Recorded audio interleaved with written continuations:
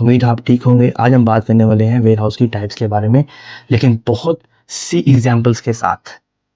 देखो, जब हम वेयर हाउस कहते हैं इसका मतलब होता है कोई गोदाम, कोई गोडाउन, एक ऐसी जगह जहां सामान रख दिया जाता है।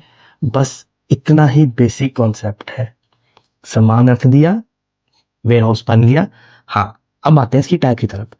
लेकिन याद रखें, सामान कभी थोड़े अरसे के लिए रखा जाता है, कभी ज्यादा अरसे के लिए, मतलब short term storage, long term storage. लेकिन यहाँ एक बात मैं समझाऊं, हर वेयर हाउस सेम नहीं होता। बिजनेस अलग, जरूरत अलग, तो वेयर हाउस अलग। इसीलिए वेयर हाउस की बहुत सी टाइप्स हैं।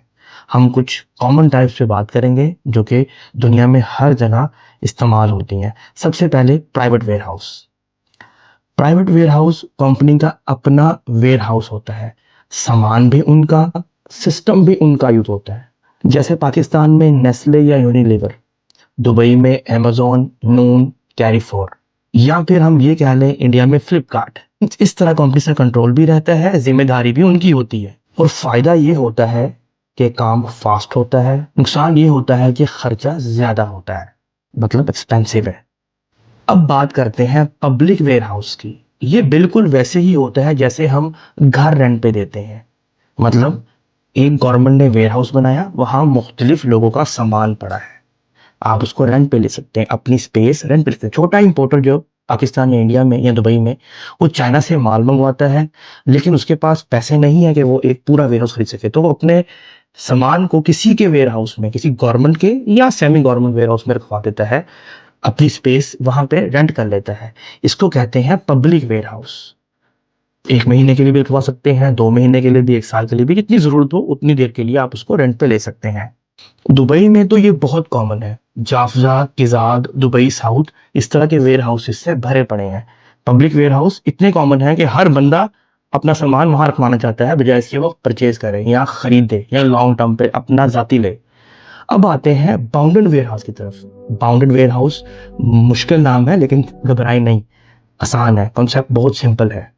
जब इंपोर्टेड माल कंट्री में आता है और आप कस्टम्स ड्यूटी अभी पे नहीं कर सकते या पे नहीं करना चाहते, तो सामान बॉन्डेड वेयर हाउस में चला जाता है। माल बॉन्डेड वेयर हाउस में तब तक पड़ा रहता है जब वो माल सेल ना हो जाए या दूसरे कंट्री में एक्सपोर्ट के लिए रेडी ना हो जाए। जब आप उसे सेल कर देते हैं, तो उस टाइम ड्यूटी पे करके माल को बॉन्डेड वेयर हाउस से निकाल देते हैं। Karachi port, Port Qasim, Dubai port, Jebel Ali port, Kizad, सब जगह ये सिस्टम मौजूद है। इंपोर्टर अपना सामान उस वेयर हाउस में रख सकता है ड्यूटी पे किए बगैर। जब वो सेल हो गया, आपने वहां से मंगवा लिया, ड्यूटी पे कर दी।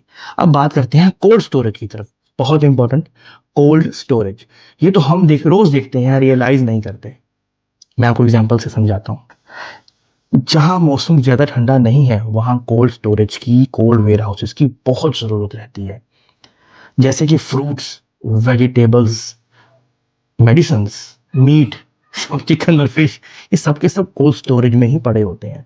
बहुत सी कंट्री जो एक्सपोर्ट करते हैं वो फ्रूट्स वहीं रखते हैं जब तक वो एक्सपोर्ट ना हो जाए। जैसे कि पाकिस्तान से मैंगो बहुत एक्सपोर्ट होता है। जो मैंगो रेडी होता है उसको कोल्ड स्टोरेज में रख दिया जाता है और जरूरत के हिसाब से उसको मुल्क से बाहर भेज दिया जाता है। सोचो, अगर कोल्ड चेन, ये कोल्ड वेयर हाउस ना हो तो मेडिसिन भी वेस्ट, फ्रूट भी खराब। इसलिए वेयर हाउस बहुत क्रिटिकल होता है। अब हम लास्ट टाइप, मतलब डिस्ट्रीब्यूशन सेंटर की बात करते हैं। ये वेयर हाउस लंबे अरसे के लिए गुड स्टोरेज के लिए नहीं होते, बल्कि शॉर्ट टर्म के लिए।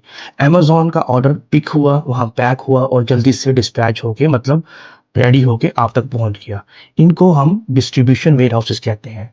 नॉर्मली चीजें यहाँ शॉर्ट टर्म के लिए, बहुत थोड़े अरसे के लिए आती हैं। दराज, फ्लिपकार्ट, नून, इन सब के डिस्ट्रीब्यूशन सेंटर्स हैं, डिस्ट्रीब्यूशन वेयर हाउसेज हैं, डिस्ट्रीब्यूशन गोदाम है, कुछ भी कह लीजिए, बात एक ही है।